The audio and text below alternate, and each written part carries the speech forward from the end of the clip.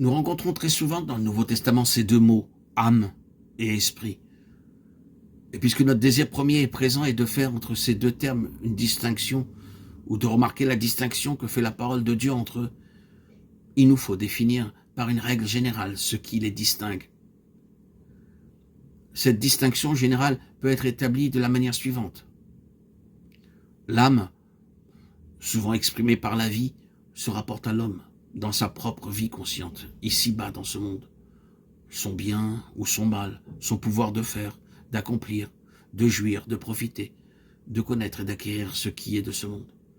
De vivre comme un être responsable, conscient de lui-même, répondant à Dieu de lui-même et de sa vie, et considérant sa vie comme la réalité d'une destinée et d'une intention de Dieu plus haute que le simple fait de vivre pour lui-même et pour le court espace de sa vie terrestre.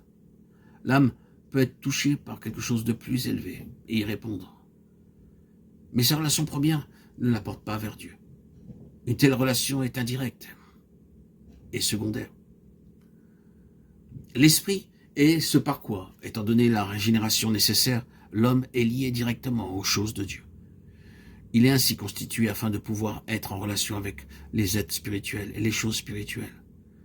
Ceci est une règle vaste et générale, et si certains passages semblent la contredire, la difficulté tombera si nous nous souvenons de la condition selon laquelle, d'une part, Dieu regarde l'homme comme un être responsable parce qu'intelligent et conscient, capable de choisir et de saisir.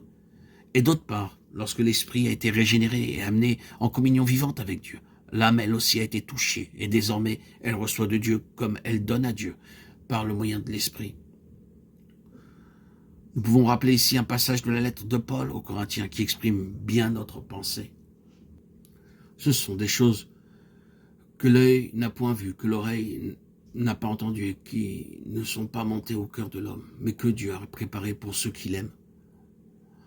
Dieu nous les a révélés par l'Esprit, car l'Esprit sonde tout, même les profondeurs de Dieu.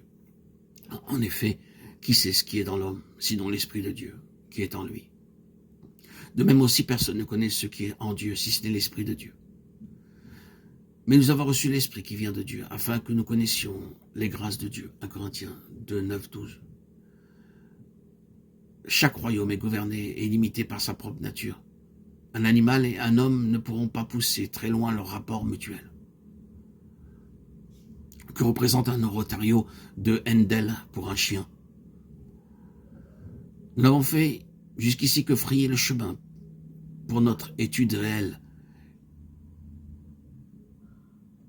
Mais nous aimerions le répéter avant de commencer de nouveaux audios pour une nouvelle saison.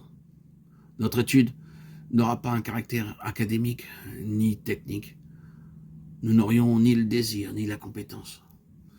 Nous avons un fardeau sur notre cœur et le désir de voir un réel changement dans l'état spirituel qui existe aujourd'hui. Notre objet est entièrement spirituel et pour le plaisir de Dieu et la satisfaction de son peuple.